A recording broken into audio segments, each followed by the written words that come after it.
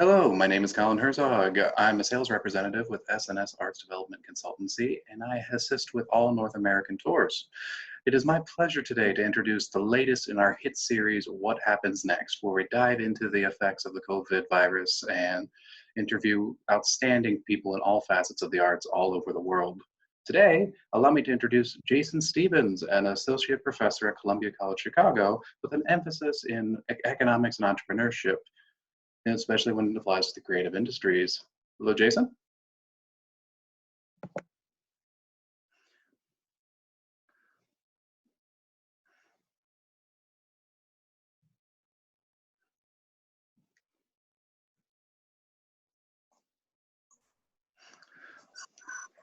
Hello? Hey, can you hear me? Yes, I can. How are you? Good. How you doing? I'm doing okay. It's been a little crazy, but that seems to be the case for everybody these days. Oh yeah. I mean, we're living through history, I guess, right? Yeah, I mean, this is like the first time in like 100 years that things have been even comparable to this. So, I mean, Yeah. it's good that we're upholding the tradition. I mean, you see the jokes making the rounds. Everyone wanted the 1920s to come back, and I think we're getting the full experience. Yeah, Full right. experience with a very interesting variety to the music, but otherwise, it seems to be uncanny. Yeah, yeah. Well, it's interesting because we kind of went from the plague of just before the 1920s to the depression of the end of the 1920s, but we skipped all the fun parts in between, right? I mean, it depends where you live. Apparently, we had some really good booming economy for like 10 years, but you wouldn't know it from some angles. Yeah, that's true. That's supposedly, true, yes. allegedly. But I mean, we had the Great Recession, and then we obviously have had this. But you're right. For a lot of us, we got to skip the dancing to jazz and just having. But we had TikTok, so it evens out. Yeah, yeah. And I guess the analog to prohibition, marijuana. So there are a lot of histories being repeated, I guess, in that sense. Yeah, and basically Zoom has become one of the new speakeasies, like where people are going to trying to congregate and be able to like meet up. It's all coming back. It's all cyclical. It's just like the fashion industry. Everything is recycled. It's very organic, very environmentally friendly. Yeah, that's right. So where are you right now? So I'm in Indiana, Brown County, Indiana, which is about 40 miles south of Indianapolis. It's about a 4-hour drive from Chicago. And I don't know how familiar you are with the Indiana topography. By the way, I have this on vertical orientation. Do you want me to change it to horizontal? No, or it's okay. Whatever you're comfortable with. Brown County, Indiana is a sort of an outdoorsy location with a lot of hills and forests. There's a national forest here and a couple state parks, and it's a really beautiful part of the country. So I've owned a 65-acre plot here for several years, and I'd used it as sort of a weekend getaway.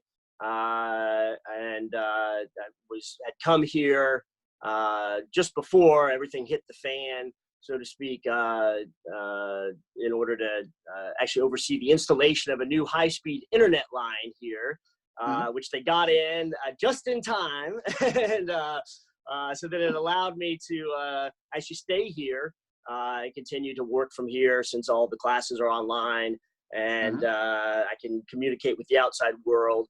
I don't have a lot of human contact other than that. I do have actually a friend from Chicago visiting for a few days right now, so that's been nice to have some human company. I have a neighbor that I see every other day or so, but otherwise I'm spending a lot of time getting to know how to speak dog language. So that's been a fun experience. And as you saw, thank you for the flexibility, by the way.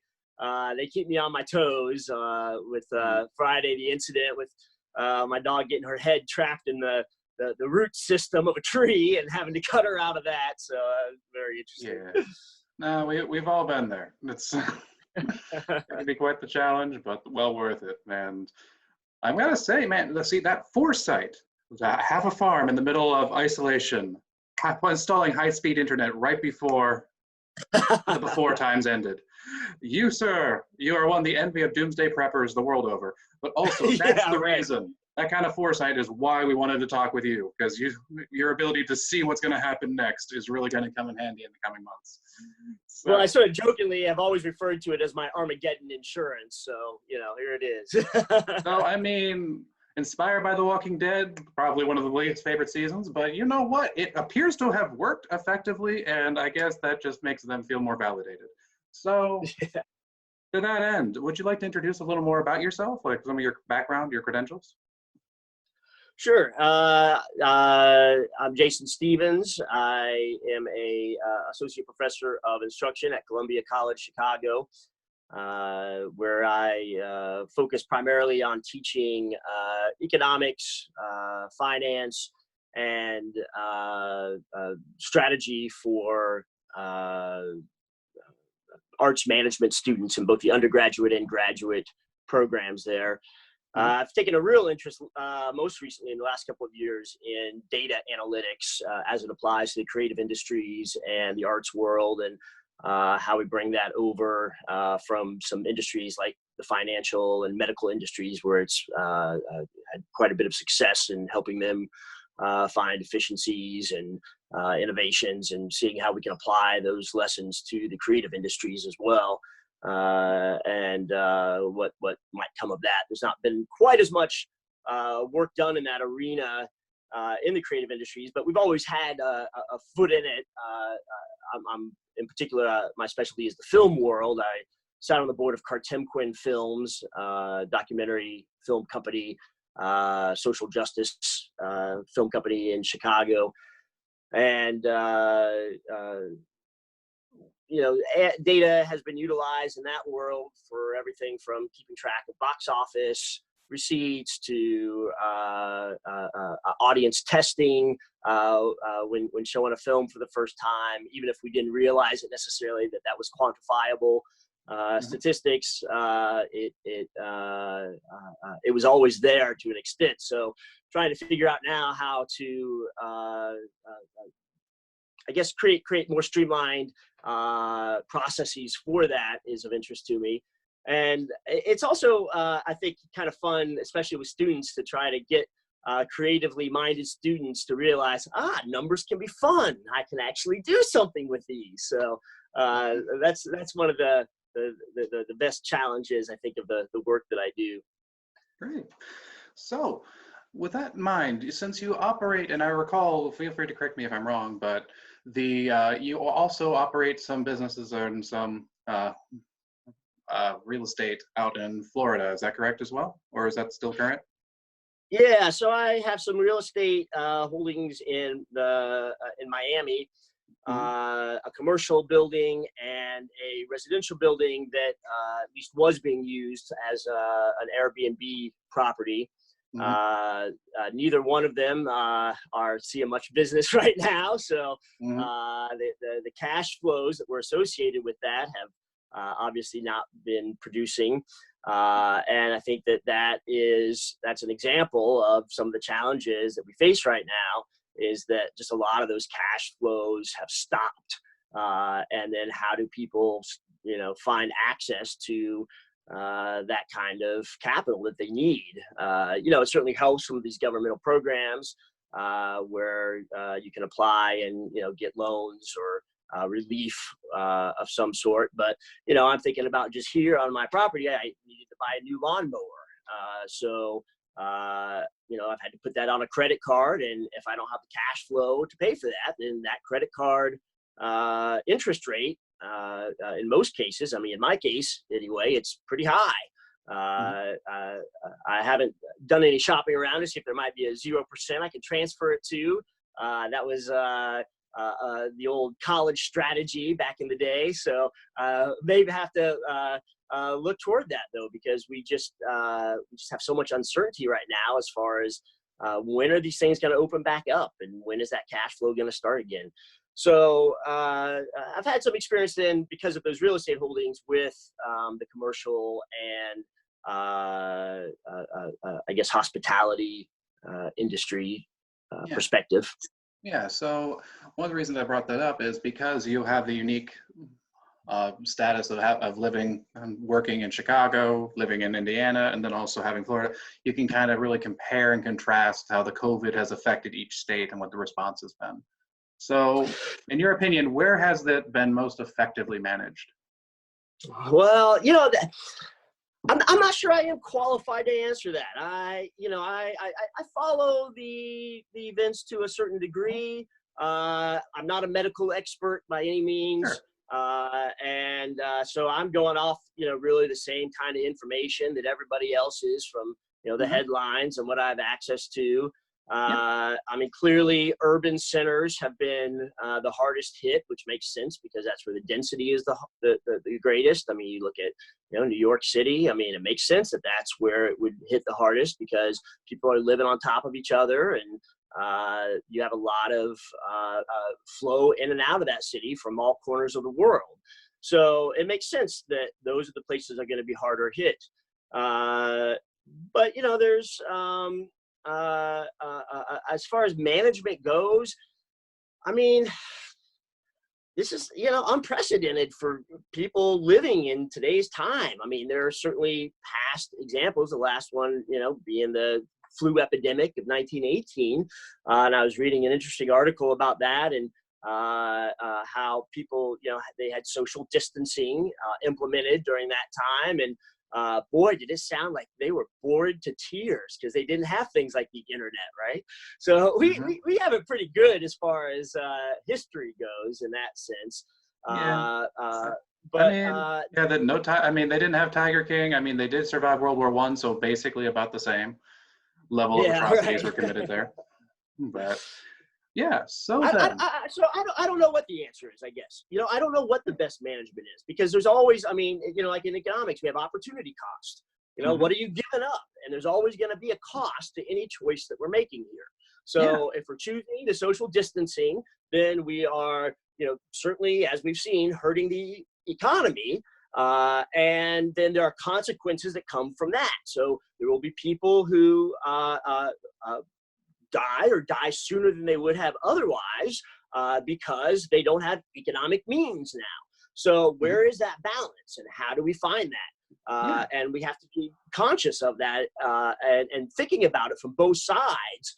Uh, Hmm. uh, uh, if we want to take at least an ethical angle of how do we do the least harm. Of course. And so, with that in mind, so with regards to the arts industry, so from your perspective, how has this impacted the arts Well, predominantly? this is Since a lot of your background's a little more in film, but if you want to speak to that, or if there's other areas you want to explore, since you also have entrepreneurship and have sure. gotten to work with a lot of different facets of the industry. Could you elaborate Yeah, more? no, I think it's a great industry to be looking at right now and examining because the day after kind of the major announcement, I forget the exact date of that, but a month ago, whenever that was, Hmm. if you looked at the stock market and most of stocks, plunged or declined at least to some extent. But there was one stock that was glaringly up that day, and that Hmm. was Netflix. So Hmm. there are opportunities to every situation, and Netflix and Disney Plus, certainly Amazon, are all seeing, I think, some upswings from all of this. Now, how much their capacity, Amazon in particular, can handle it, I think is a question to still be answered. But thus far, those kinds of supply flows, at least, seem to be working pretty well.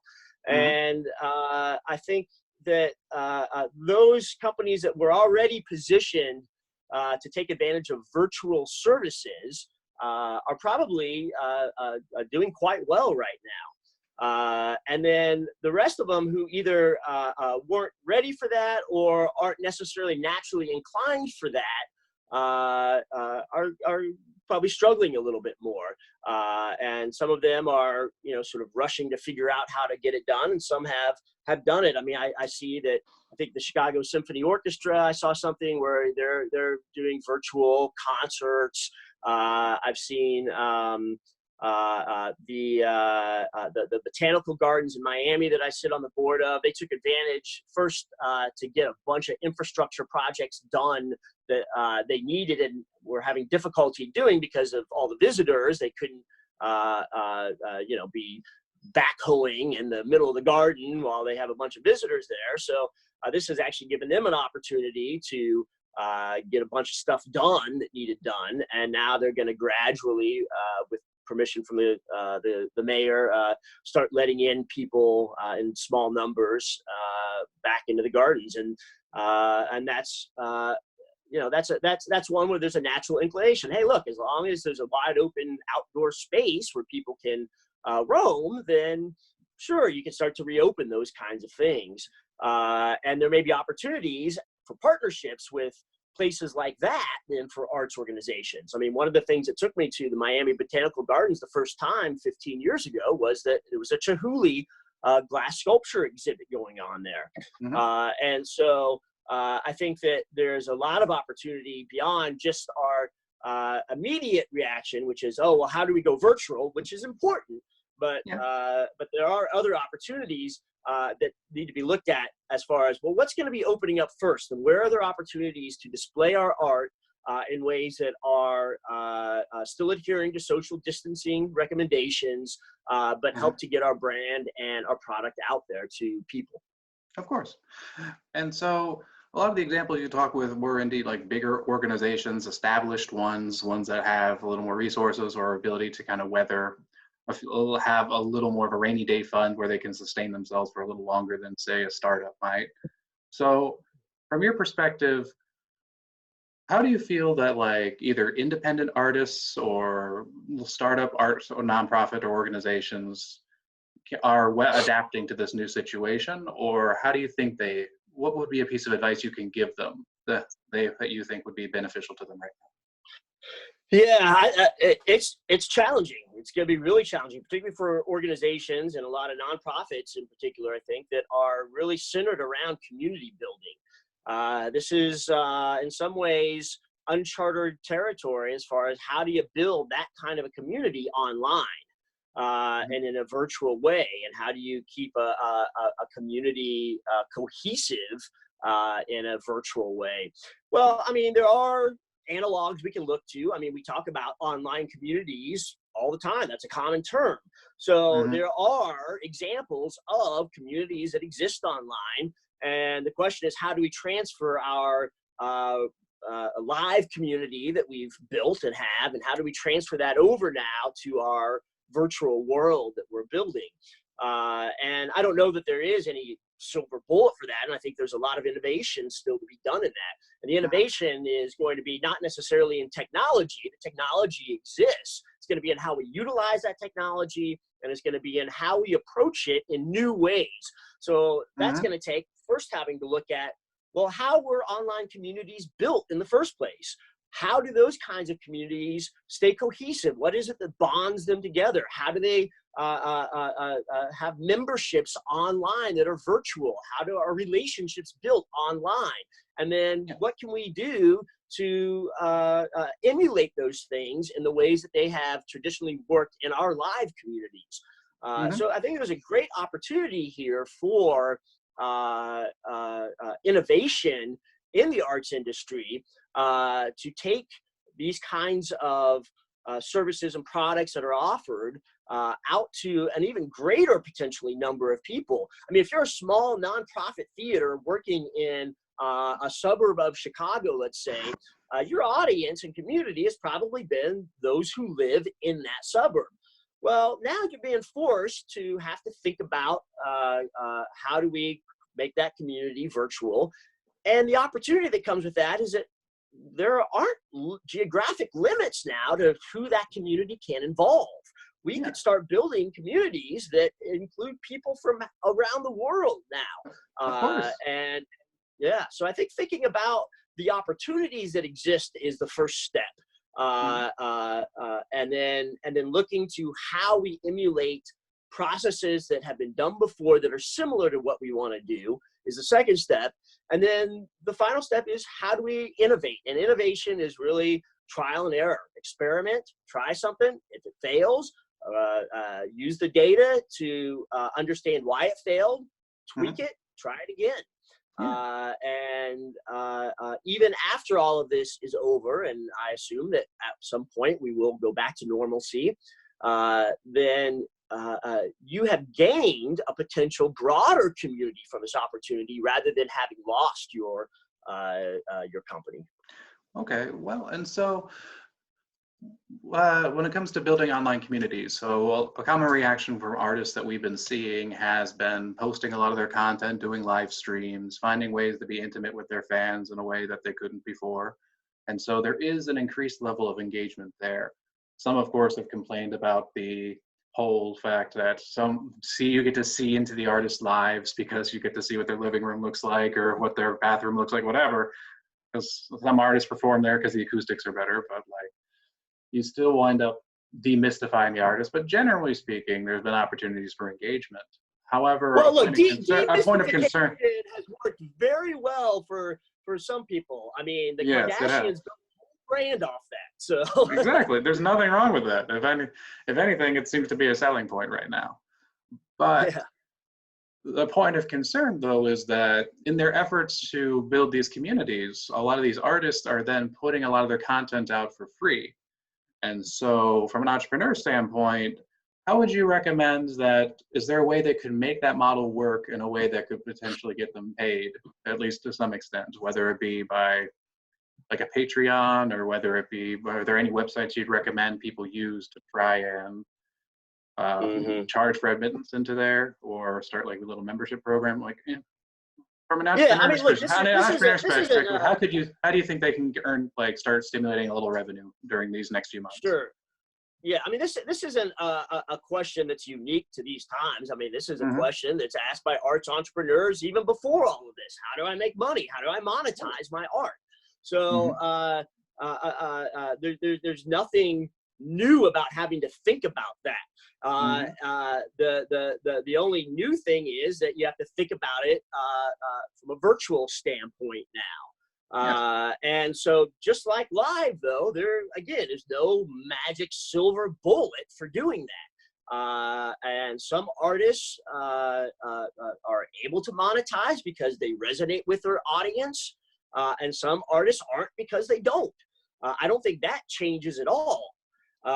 So as far as how to create cash flow and income streams, I think that you have to be looking beyond just your artistry for that, just as you would if it were a live situation. Because if your paintings aren't selling, you're going to have to figure out a way to make that cash flow somewhere else, right? Yes. Now that has altered in that, traditionally, artists fill the service industry. And the service industry, there aren't many jobs right now. Although I do see for hire signs a lot, at least down in this area, for delivery drivers. So there is one service industry that seems to be booming right now. But I think that there may, again, be opportunities that come from our unique circumstances. And one being, if you're an artist and you're particularly good at, say, design or at custom art, then there's all sorts of companies looking now to boost their virtual presence and are probably looking for advice or art to add to their site. So, how do we design a logo that stands out? How do we have a whole page with an image that stands out? How do we think about the connectivity between the different pieces of our site so there's a flow? These are all things that artists are very good at doing, that they have a skill set for. And I think that thinking about what are these skills that we have that go beyond just whatever my primary passion of art is, and how do I take the skill sets from that and apply them now in areas and for people and companies that could use those skill sets, because They need them because they don't have other people that are capable of doing that because they've never had to do it before, but now they're being forced to. So seeking out those kinds of opportunities, I think, is one potential way to create cash flow. And in particular, then looking to industries that have continued to be able to operate. And I know I have another friend in Chicago who runs a restaurant, and delivery service, again, is booming there. So even though they're not open to the public, the restaurant itself, they're still delivering a lot. And so there is, I think, potential opportunity with the restaurant industry to help them create better design delivery systems. I saw another article where there was a restaurateur, and I forget where it was, maybe San Francisco, saying, look, please don't use delivery services like Grubhub because they take so much, just come to us directly. Well, a lot of times people don't go to restaurants directly because their websites are incredibly difficult to navigate or hard to figure out or aren't well designed or aren't aesthetically pleasing. And it's just easier to go to something like a Grubhub. So if restaurants want people to order directly from them, they need to up their game in terms of the design and aesthetics of the places people go, their websites or apps or whatever they may be, to order that stuff. And that's where artists can play, I think, a big role in helping companies design and think about those things. So looking to industries that are still doing business, but there's a point of pain within that industry that could really utilize a skill set that an artist has. Yeah. And so to kind of follow up on the artist angle then, so as you mentioned, they have not been able to use as much of the physical revenue streams as they used to, and are having to resort to doing more online focused work, which for decades has been a bit of a difficulty, especially after like Napster and YouTube, where content has become expected to be free. So finding those day jobs are important. Yeah, being able to utilize their skills on that front, but how do you foresee this impacting arts financing going forward? Because for a lot of like dancers or musicians or even theatrical productions, they relied a lot on selling merchandise, putting butts in seats, and the concessions that would usually be be partaken in while they're there. So how do you think this is going to impact the financing and revenue streams going forward for the arts industry specifically? Yeah, I mean, I think there's going to be, at least in the short term, a major decline. I mean, in some ways, even established companies are in a situation now where they're having to rebuild their brand because it's a whole new world now. And the opportunity there is that they can build their brand in some way that's appropriate now and exciting for this new world. But the challenge is that in the meantime, it's going to be more cost than it is going to be pay in, right? So there's got to be a recognition that in some ways, thinking about this from an entrepreneurial standpoint, which is, how are we starting over? How are we starting over if this was a new world? Some companies are at an advantage because they already have a recognizable brand. So you have the Joffrey Ballet, for example, in Chicago. They have a recognizable brand and already a built-in community that can help spread the message. But they still have to think about, what are we in this new world, and how do we present our material in this new world, and how do we become a desirable brand in this new world? I don't know what the answers to those things are, and that's what companies are going to have to figure out. If it were easy, then we wouldn't even be having this discussion, right? So as far as arts funding goes, I mean, the grant givers are still out there. Some of them, their portfolios have probably shrunk a little bit, and so are going to have to cut back on some of the funding. Although, the stock market decline, I don't know how much that's actually impacted grant giving organizations.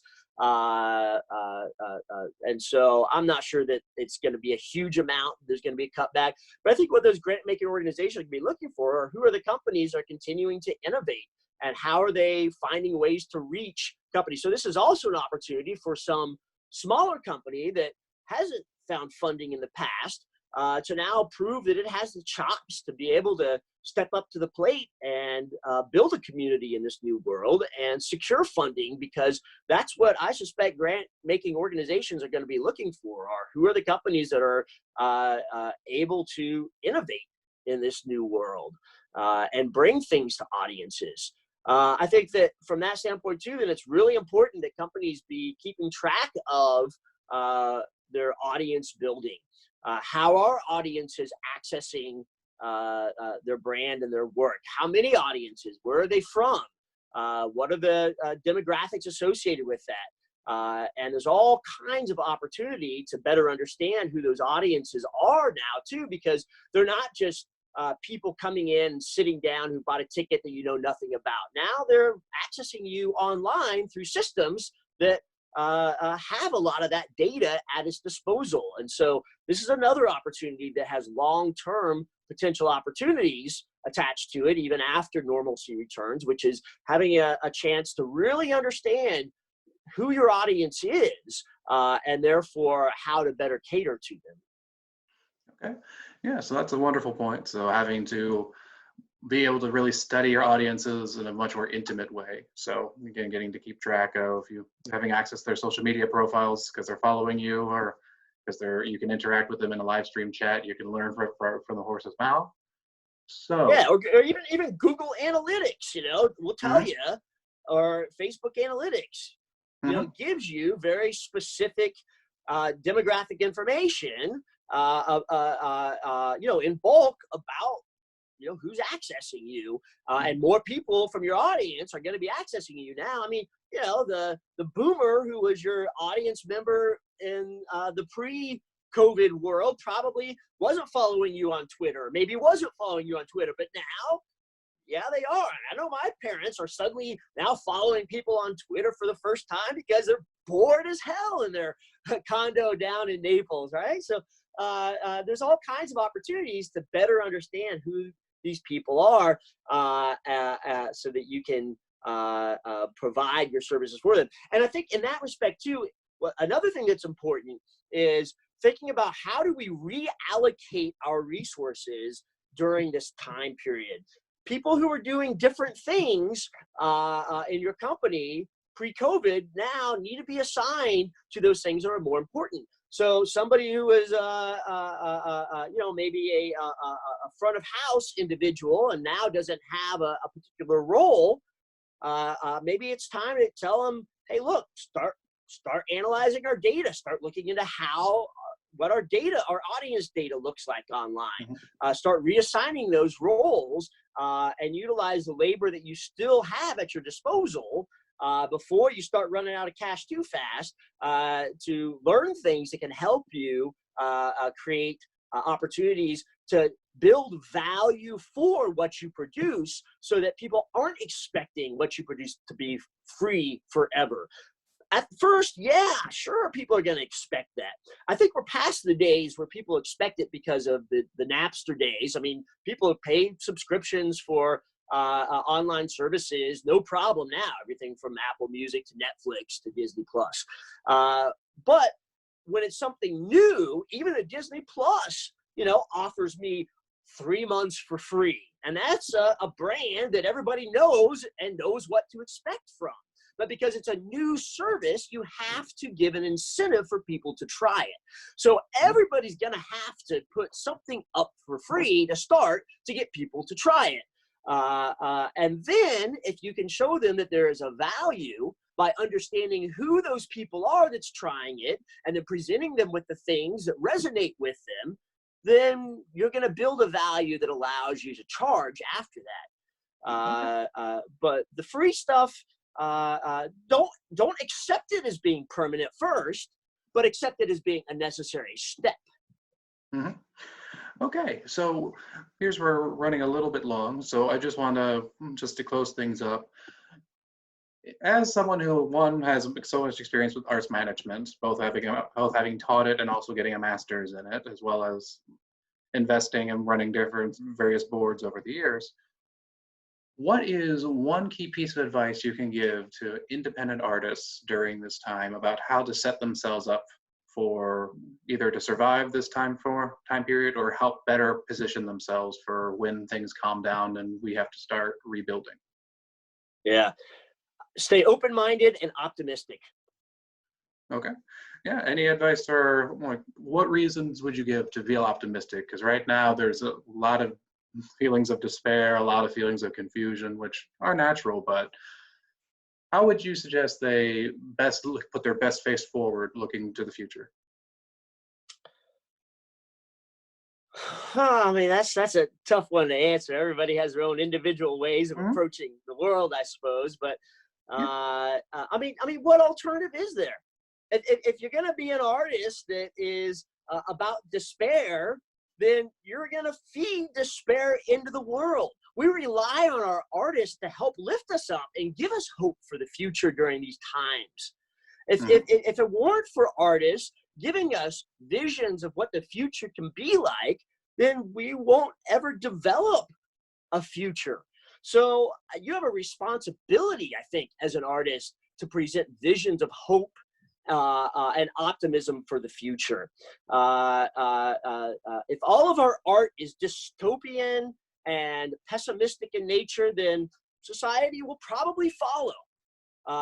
But if you present us the good things in the world, we'll probably find that too. Okay. Well, thank you very much. And thank you for all tuning in. And please look forward to our additional installments of what's happening next or what happens next. So Thanks, Colin. thank you. Have a great day. You too.